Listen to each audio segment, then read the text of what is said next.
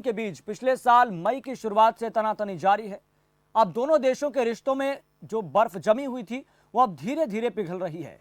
अब जब पूर्वी लद्दाख में भारत और चीन की सेनाओं के पीछे हटने की प्रक्रिया का निर्णायक चरण चल रहा है और जल्द ही पूरा होने के करीब भी है। इसी बीच चीन का एक कबूलनामा सामने आया है। क्या है यह पूरा मामला, रिपोर्ट देखिए।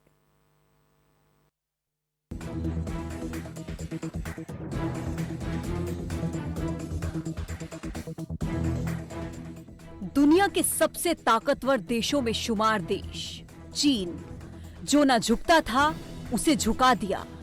समझो हमने अपना दम दुनिया को दिखा दिया। ये पंक्तियां उस मार्मिक दृश्य को दर्शाती हैं जो 8 महीने पहले गलवान घाटी में घटा था। उस दौरान चीन और भारत के बीच हिंसक झड़प हुई थी।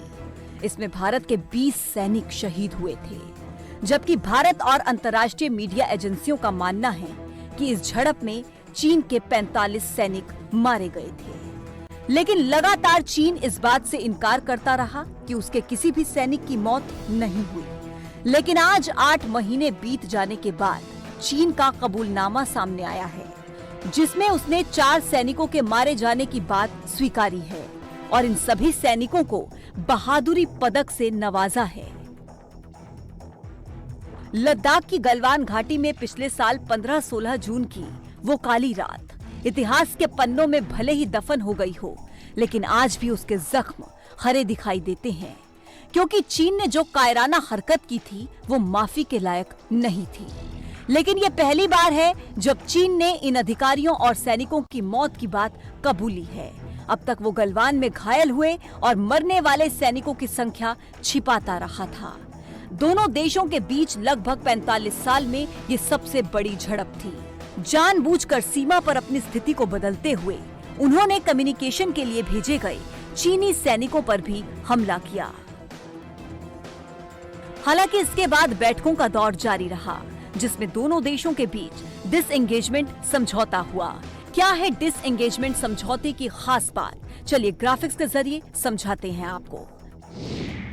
दोनों देशों की टुकड़ियां वहां से पीछे हटेंगी। चीन टुकड़ियों को फिंगर 8 के पूर्व की तरफ रखेगा। भारत अपनी टुकड़ियों को फिंगर 3 के पास रखेगा। नॉर्थ बैंक की तरह साउथ बैंक में भी डिसएंगेजमेंट होगा। अप्रैल 2020 से जो भी कंस्ट्रक्शन हुए वो हटाए जाएंगे। दोनों देश नॉर्थ बैंक पर पेट्रोलिंग को फिलहाल रोक देंगे। पेट्रोलिंग तभी शुरू होगी जब कोई समझौता होगा। अभी हाल ही की बात करें तो पूर्वी लद्दाख की पैंगोंग लेक से चीनी आर्मी पीछे हटने लगी है। भारतीय सेना ने मंगलवार को डिसएंगेजमेंट की फोटो और वीडियो जारी किया है। इसमें चीन की आर्मी अपना सामान लेकर लौटती नजर आ रही है। इतना ही नहीं, चीनी सेना ने इन इलाकों से अपने बंकर भी तोड़ डाले और साथ ही टेंट, तोप और गाड़ियां भी हटा ली हैं। करीब 10 महीने से यहां चीन की सेना ने कब्जा किया था। ऐसे में ये भारत की सबसे बड़ी जीत कही जा सकती है। न्यूज़ डेस्क, खबर फास्ट।